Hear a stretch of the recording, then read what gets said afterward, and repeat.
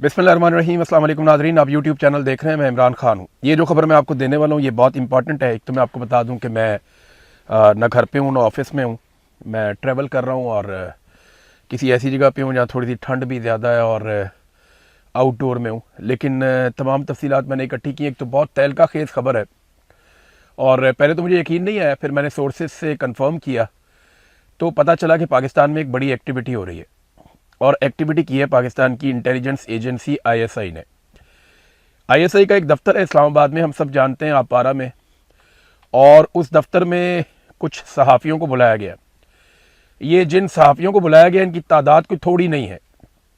मैं नाम किसी का नहीं लूँगा, मुझे 6 सहाफ़ियों के नाम का पता है, बल्कि 6 का नहीं, 3 नाम मुझे ऐसे पता है जिनको मैंने अभी रिकन्फर्म करना है, लेकिन 6 नाम मुझे मुकम्मल तौर पे पता है। तो 9 सहाफ़ियों को तो मैं ज़ाती तौर पे जानता हूँ, लेकिन जो डाटा मेरे पास है वो लगभग बताता है कि 20 के करीब सहाफ़ी हैं कम से कम, जिनको अभी तक बुला के फ़र्दन फ़र्दन या दो दो करके और उन्हें कुछ गाइडलाइन दी गई है।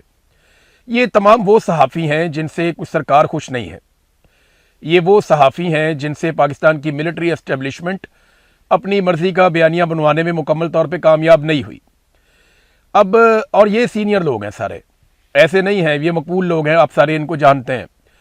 तो इन लोगों को बुलवाया गया और आईएसआई ऑफिसर्स ने इनसे मुलाकातें की हैं और इनको कुछ को धमकाया गया, कुछ को प्यार से समझाया गया और कुछ को दीगर तरीके भी बहुत सारे होते हैं इनके पास। तो जैसे जैसे कोई काबू आया, कोशिश की गई कि इन सहाफ़ियों को कुछ चीज़ों पे कायल किया जाए या कम से कम वार्न किया जाए, और एक वार्निंग देकर ने छोड़ा गया तमाम सहाफ़ियों को। अब जो चीज़ें इनके सामने रखी गई वो मैं आपको बता देता हूँ। एक तो इन सहाफ़ियों से डिमांड किया गया कुछ चीज़ों के बारे में कि इन चीज़ों पे आप बात नहीं करेंगे, और दूसरा इन सहाफ़ियों से डिमांड किया गया कि आप इन चीज़ों पे बात करेंगे, और तीसरा इन सहाफ़ियों को यह भी बताया गया कि आपने फोकस किन चीज़ों पे रखना है और किन पर नहीं रखना। फिर आपको पता है किस तरीके से धमकाया जाता है। तो सबसे पहली जो चीज़ मुझे कंफर्म हुई वो दहशतगर्दी का मामला है। गुज़िश्ता एक हफ्ते में दहशतगर्दी के वाक़यात में दर्जनों अफराद पाकिस्तान में शहीद हो गए।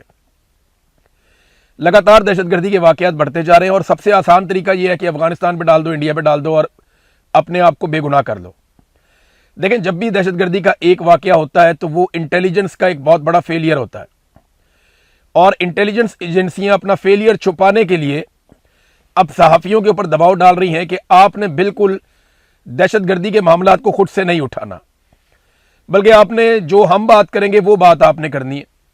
तो दहशतगर्दी के मामलात पे मीडिया को दबाया गया कि इसके ऊपर अपने से कोई कवरेज नहीं करनी और कोई ओपिनियन नहीं बनानी कि ये एक बहुत बड़ा इंटेलिजेंस फेलियर हो रहा है, बलूचिस्तान की सूरत हाल या खैबर पख्तूनख्वा के कबायली इलाकों में ये क्या हो रहा है, चाहे ड्रोन हमले हैं, चाहे मॉर्टर गोले फायर किए जा रहे हैं, चाहे निहत्ते शहरी शहीद हो रहे हैं, चाहे पुलिस वाले शहीद हो रहे हैं, चाहे फौजी शहीद हो रहे हैं। तो इन तमाम चीज़ों पे मना किया गया इन लोगों को कि जनाब इससे दुश्मन को फ़ायदा होता है, लिहाजा आप ये ना करें। दूसरा मना किया गया कि इकॉनमी के हवाले से अब आप लोगों ने बातचीत नहीं करनी, यानी तकाबली जायज़ा आप नहीं लेंगे इमरान खान के दौर का मौजूदा दौरे हुकूमत से। असल में प्रॉब्लम यह नहीं है कि इकॉनमी बहुत बुरी तरह बर्बाद हो गई। प्रॉब्लम यहां पे आती है जब मवाजना किया जाता है कि पाकिस्तान की मिलिट्री एस्टेब्लिशमेंट ने इमरान खान के खिलाफ एक महाज बना के उसकी हुकूमत को गिराया, और गिराते वक्त उनके दिमाग में सिर्फ एक बात थी कि जनाब इस हुकूमत को गिरा दिया जाए वरना पाकिस्तान की इकॉनमी बर्बाद हो जाएगी, और वो ये दावा भी कर रहे थे। तो उसके बाद से लेकर अब तक जब भी मवाजना किया जाता है तो इमरान खान के दौर की इकॉनमी बेहतर थी, आज की अच्छी नहीं है। तो इस पर बहुत गुस्सा आता है।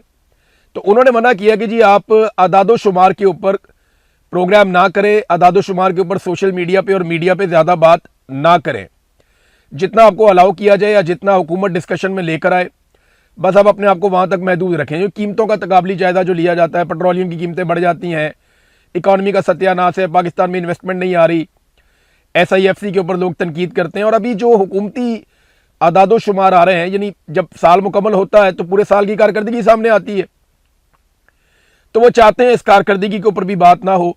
इस पर भी कैटेगोरिकली मीडिया को मना किया गया। फिर एक और चीज़ से मना किया गया कि UAE के खिलाफ आपने किसी किस्म की कोई बात नहीं करनी। शेर अब्दुल मरवत ने कौमी असम्बली में आकर बताया, कोई 18,000 का फिगर भी एक दिया गया कि जनाब बड़ी तादाद में लोगों को, हज़ारों की तादाद में यूएई से निकाल दिया गया और पाकिस्तान की सरकार इसके ऊपर किसी किस्म का कोई एक्शन नहीं ले रही। अब बजाय इसके कि हुकूमत इसके ऊपर कोई एक्शन ले, हुकूमत पाकिस्तान के मीडिया को अब मना कर रही है कि आप यूएई के हवाले से किसी किस्म की कोई बात नहीं करेंगे, क्योंकि ये बहुत बड़ा पाकिस्तान का इंटेलिजेंस फेलियर है। और जिस तरह नरेंद्र मोदी को यूएई के अंदर प्रोटोकॉल मिला, ये जनरल आसिम मुनीर और शहबाज शरीफ के लिए बहुत परेशानी का बायस होना चाहिए, क्योंकि यहाँ पे एक मुसल्लस बन गई है, एक ममालिक का एक इत्तेहाद बन गया है जो पाकिस्तान को सूट नहीं करता। उसमें अमारात है, इंडिया है और इसराइल है। तो ये 3 ममालिक का एक अलाइंस ऐसा लगता है कि वो बहुत तेज़ी से आगे बढ़ रहा है, उनके ताल्लुकात बहुत अच्छे जा रहे हैं। चौथी जो एक डिमांड की गई सहाफ़ियों से, वो ये कहा गया कि इस्लामाबाद के अंदर हम जितने भी ऑपरेशन करें या ज़मीनें वागुजार करवाएं, इसके ऊपर ज़्यादा रोला डालने की ज़रूरत नहीं है। ये लोग ज़मीनों पर कब्ज़ा करके बैठे हुए हैं, इन्होंने पाकिस्तान की महंगी तरीन ज़मीन पर कब्ज़ा किया हुआ है। ये वफाकी दारुल हुकूमत है, यहाँ बड़े बड़े प्रोजेक्ट बनने हैं। पूरी दुनिया में ऐसा नहीं होता कि वफाकी दारुल हुकूमत के अंदर लोग आके ऐसे बैठ जाएं। तो ये गरीबों की बस्तियाँ नहीं हैं और इनकी यहाँ कोई गुंजाइश नहीं है। तो सवाल ये पैदा होता है कि अगर आपने अरबों खरबों रुपए के प्रोजेक्ट यहाँ पे बनाने हैं और आप गरीबों को इस इलाके से निकालना चाहते हैं, जो आपने हज़ारों की तादाद में लोगों के घर गिराए भी हैं, और जिन 4 अफसरान ने ये घर गिराए उन लोगों को आपने बुलाकर तमगे पहना दिए कि जनाब आपने गरीबों को बेघर किया, लिहाजा हम आपको तमगे पहना रहे हैं। तमगे तो इन्हें लगेंगे जब अल्लाह रब्बुल इज़्ज़त इनसे सवाल करेंगे।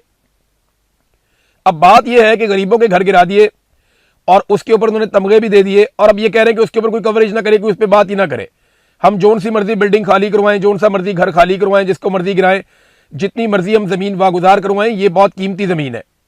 तो सवाल ये पैदा होता है कि अगर ये अरबों खरबों रुपए की ज़मीन है और आप बहुत बड़े प्रोजेक्ट बनाना चाहते हैं, तो थोड़े से पैसे, जो उसका 10% भी नहीं होगा, उन पैसों से आप इन्हीं लोगों के लिए मुतबादिल ज़मीन या रिहाइश गाहें आप फराहम कर सकते हैं। आप 2 साल का प्रोजेक्ट बनाते, बेशुमार फ्लैट्स आप बना के, सस्ते दामों बना के इन लोगों को कहीं और शिफ्ट करने का बंदोबस्त कर सकते थे। लेकिन लोगों को यहाँ पे बेघर किया गया है और अब मना किया जा रहा है मीडिया को, इस पर आपने ज़्यादा बात नहीं करनी।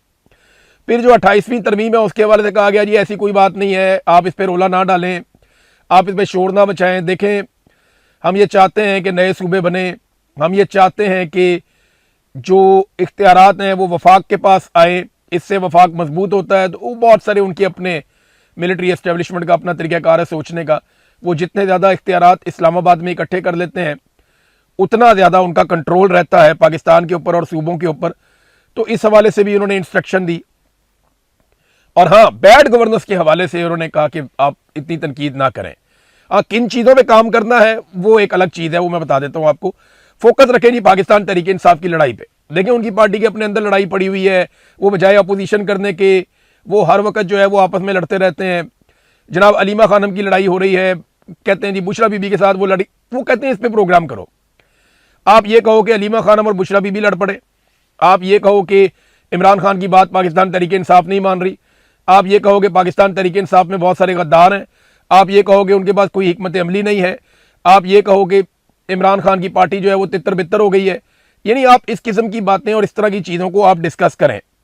फिर साथ में एक मिसाल ये भी दी गई सब लोगों को, ये मंशियात वाली औरत देखें कितना बड़ा मुआशरती मसला है, कितना बड़ा प्रॉब्लम है। देखें ना, वो मंशियात सरेआम बेच रही है, लोग गुंडे बने हुए हैं। ये चीज़ें जिन पर आप फोकस करें। अब मामला ये है कि इस खबर को फैलाने के लिए यहाँ तक कहा गया और मीडिया पे खबरें चलवाई गई कि इसने कोई 200 लोगों के नाम ले लिए, बड़े बड़े नाम आ गए। और भाई नाम आ गए तो लिस्ट जारी करो। ये कहानियाँ ना कौम को कराएं आप कि जनाब फलाने का नाम आ गया, फलाने का। ये करते पता क्या है, बीच में से निकलता कुछ भी नहीं है। और जनाब ये होने वाला है, वो होने वाला है, बड़ों बड़ों के नाम आने वाले, और बीच में किसी का नाम भी नहीं आता बाद में। ये लोगों को ब्लैकमेल करने के लिए और तवज्जो हटाने के लिए इस किस्म के हथकंडे हमेशा से पाकिस्तान की एस्टेब्लिशमेंट इस्तेमाल करती है। और वही हथकंडे ना सिर्फ ये इस्तेमाल कर रहे हैं बल्कि मीडिया को भी मजबूर कर रहे हैं। फिर ईरान और अमेरिका की लड़ाई के ऊपर मशवरा दिया गया कि जनाब इसके ऊपर आप जितना मर्जी फोकस करें, बैनुल अक़वामी सूरत हाल के ऊपर आप इस पर काम करें। हुकूमती और अपोजिशन अरकान की जो लड़ाई होती है उसके ऊपर पूरी फोकस आप रखें। तो नॉन इश्यूज़ को आप इश्यूज़ बनाएं। आप इकॉनमी पे बात नहीं कर सकते, महंगाई पे बात नहीं कर सकते, दहशतगर्दी पे बात नहीं कर सकते, आप पाकिस्तान की तबाही जो हो रही है उस पर बात नहीं कर सकते, जो फेलियर है पाकिस्तान की इंटेलिजेंस एजेंसीज का आप उस पर बात नहीं कर सकते, जो कुछ यूएई ने पाकिस्तानियों के साथ वहां पे हो रहा है वो आपका एक बहुत बड़ी नाकामी है खारजी महाज के ऊपर, उसके ऊपर आप बात नहीं कर सकते। तो फिर मीडिया बात करे किस पर? मीडिया को तो फिर चुप ही रहना चाहिए ना। अच्छा, इसमें ना एक और खबर आई है, वो खबर मैं आप तक पहुंचाता हूं। शहबाज शरीफ ने हातम ताई की कब्र पे लात मारी है और पेट्रोलियम मसनूआत की कीमतों को पूरे 5 रुपए कम कर दिया है। यानी इन लोगों को शर्म भी नहीं आती, जब ये कीमत बढ़ाते हैं तो ये 50-50 रुपए इकट्ठी बढ़ा देते हैं, और जब ये कम करते हैं तो ये 5 रुपए कम करने के बाद उसकी हेडलाइंस लगवाते हैं, उसके इश्तेहारात छपवाते हैं। इमरान खान जो पेट्रोल 150 रुपए का दे रहा था, ये 410 रुपए का, 415 रुपए का देने के बाद ये कहते हैं जनाब हम बहुत सस्ता बेच रहे हैं, हमने अवाम को बहुत रिलीफ दे दिया और उसमें भी 5 रुपए छोड़ दिया। और आज भी पेट्रोलियम मसनूआत की कीमतें उतनी नहीं है जितनी इमरान खान साहब के दौर में थी। तो इमरान खान कैसे सस्ता दे रहा था भाई, जो आप नहीं दे पा रहे? कौमी खजाने में जितना पैसा पड़ा हुआ है वो सारा का सारा या तो सऊदी अरब का है या चाइना का पड़ा हुआ है, इनके पास अपना पैसा तो नहीं है वहां पे। और एक और खबर आप ले लें कि आईएमएफ के कहने के ऊपर पाकिस्तान की सरकार ने अब यह फैसला कर लिया है कि जुलाई से चाहे वो बिजली के बिल हो, चाहे वो गैस के बिल हो, चाहे आप पेट्रोल डालने के लिए जाएं पेट्रोल पंप पे, इन तीनों चीजों के ऊपर जितनी भी सब्सिडी थी, थोड़ी थी, बहुत थोड़ी थी, गरीब आदमी के लिए थी, बहुत छोटे सारिफ के लिए थी, वो सारी की सारी सब्सिडीज अब खत्म कर दी गई हैं। 1 जुलाई के बाद मुबैना तौर पे आपको ये सब्सिडीज नहीं मिलेंगी। उसके बाद आप बिजली के बिलों में और गैस के बिलों में जब सब्सिडीज नहीं देखेंगे तो इसका मतलब यह है कि आपको बहुत भारी बिल अदा करने पड़ेंगे। और एक नया सरचार्ज भी आयद किया जाएगा पाकिस्तानियों के ऊपर, जो वादा पाकिस्तान ने आईएमएफ के साथ किया है, और उस सरचार्ज के तहत पाकिस्तानी 1764 अरब रुपए का इजाफी टैक्स पे करेंगे। और यह सरचार्ज लगाया जाएगा बिजली के बिलों में, यानी जो आपको बिल आएगा उसमें एक नया सरचार्ज भी शामिल होगा। आपको इतना बिल नहीं आएगा जितने आपको टैक्सेस पड़ेंगे। एक तो बिजली की कीमत 4 गुना कर दी, उसके बाद जो टैक्सेस है उनको इतना बढ़ा दिया कि इतनी तो बिजली की कीमत नहीं है जितने हम टैक्स दे रहे हैं। फिर कैपेसिटी पेमेंट की मद में हम 2-2 हजार अरब रुपया दे रहे हैं और बार बार दे रहे हैं, हर साल दे रहे हैं, और उस बिजली का पैसा दे रहे हैं जो बिजली पैदा भी नहीं हो रही। तो इस सूरत हाल को पाकिस्तानियों के लिए लाकर पाकिस्तानियों को यहां खड़ा कर दिया गया है। तो इतना सारा जो इन्होंने कर्जा लिया, कभी आपने सोचा है कि लगभग 53-54 हजार अरब रुपया इन्होंने ले लिया? पाकिस्तान की पूरी तारीख में पाकिस्तान ने 75 साल में इतना कर्जा नहीं लिया जितना कर्जा इन्होंने 4 साल में ले लिया आसिम मुनीर साहब ने।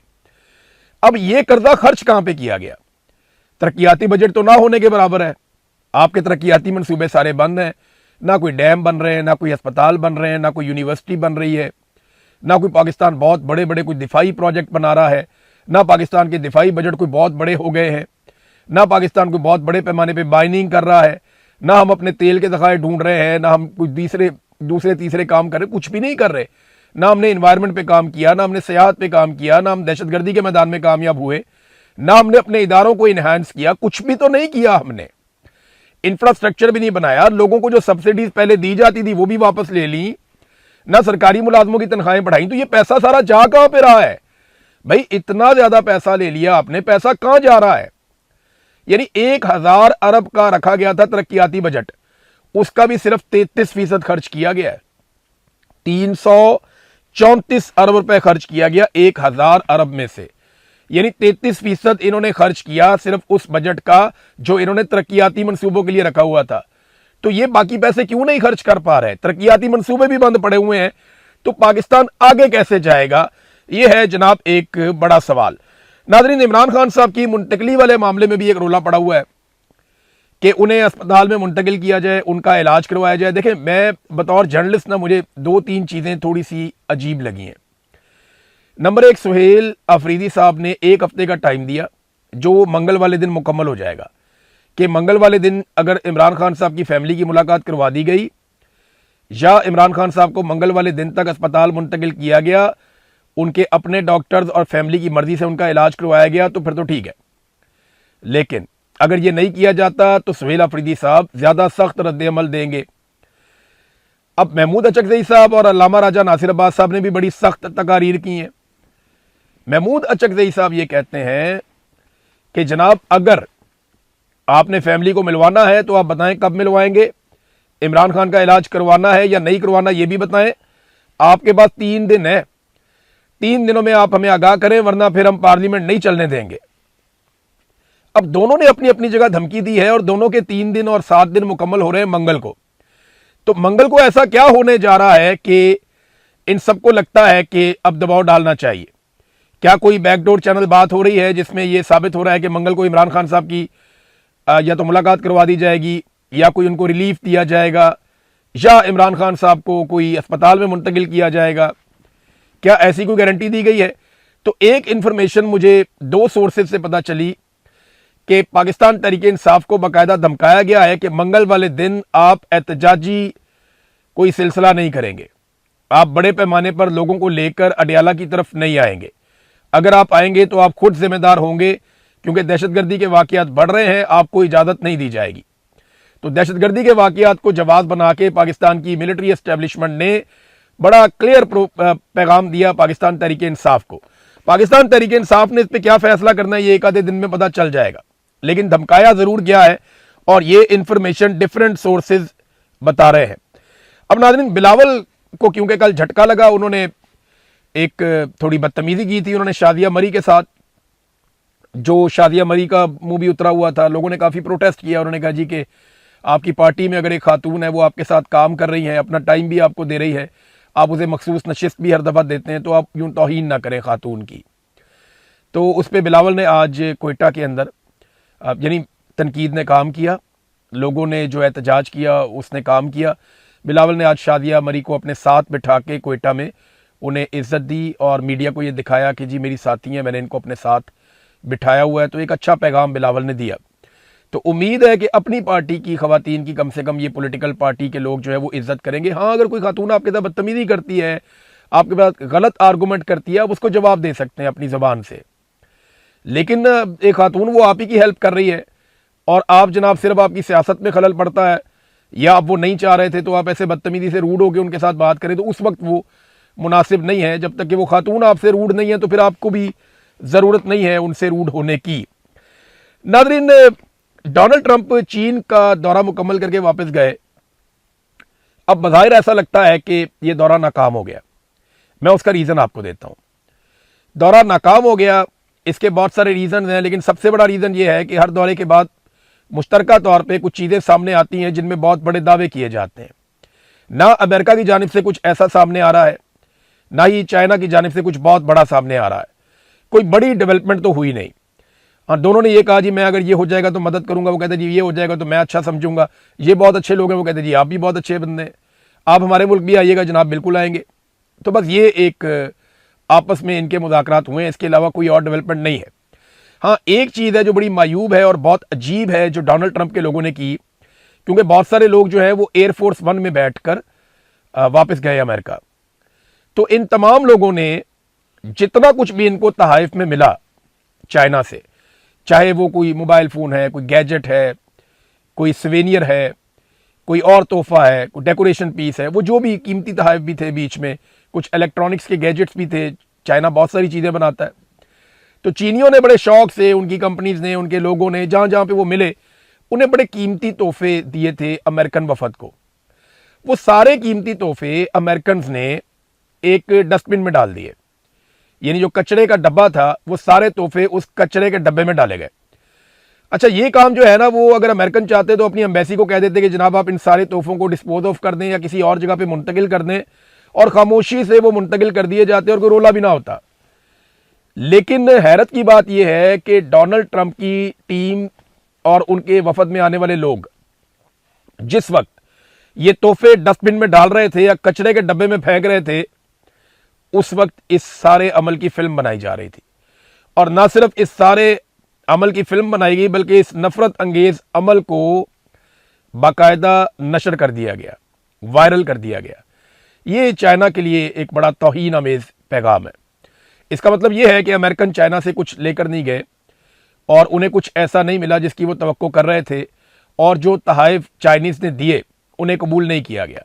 अमेरिकन मीडिया ये कहता है कि अमेरिका को इस बात का डर था कि इनके अंदर गैजेट्स हो सकते हैं, इनके अंदर ट्रैकिंग डिवाइसेस हो सकती हैं, चाइना के ऊपर भरोसा नहीं किया जा सकता, सदर ट्रंप का जहाज़ जो है वो ट्रैक हो सकता था, कोई हादसा भी हो सकता था, तो कुछ भी हो सकता है, तो हम चाइनीज़ टेक्नोलॉजी को साथ ले जाने का या उनके तोहफों को साथ ले जाने का रिस्क नहीं ले सकते। देखें, ये अरब ममालिक से तो तोहफे अपने साथ ले जाते हैं, अपने जहाज़ में ना ले जाएं तो दूसरे जहाज़ में ले जाते हैं, लेकिन किसी भी मुल्क से तोहफे लेने के बाद उनको डस्टबिन में फेंकना, कचरे के डब्बे में फेंकना और बाद में उसकी वीडियो बनाकर जारी कर देना और उसके बाद एक अजीबोगरीब सूरत पैदा हो जाना, मीडिया के अंदर इसका डिस्कस होना, ये बहुत मायूब है और इससे जो है वो चाइनीज़ को ज़रूर तकलीफ हुई होगी। लेकिन चाइनीज़ ने अमेरिकन को ज़रूर कोई ऐसी तकलीफ दी है जिसके बाद उन्हें ये तकलीफ उठानी पड़ी है। तो नाज़रीन, अब तक के लिए इतना ही। अपना ख्याल रखिएगा, अपने इस चैनल का भी। अल्लाह हाफ़िज़।